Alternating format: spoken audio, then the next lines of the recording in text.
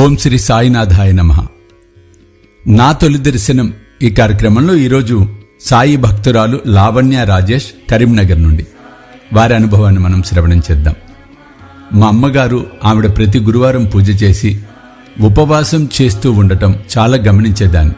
అనుకోకుండానే నాలో ఏదో positive vibes రావటం, నాకు కూడా బాబా పూజ చేసి ఉపవాసం చేయాలనే ఆలోచన రావడం చాలా సంతోషంగా అనిపించేది. ప్రతి గురువారం నేను కూడా ఉపవాసం ఉంటాను అని మా అమ్మగారితో చెప్పి ఉపవాసంతో మొదలు చేసి ఇప్పటికి ఆ ఉపవాసం బాబా ధ్యానంలో బాబా చేసిన మిరాకిల్స్ నా జీవితంలో ఎన్నో.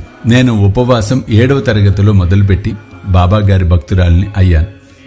ఆల్ థ్యాంక్స్ టు బాబా, మేరే సాయి మేరే దేవా. చాలా సంతోషం అమ్మా లావణ్య.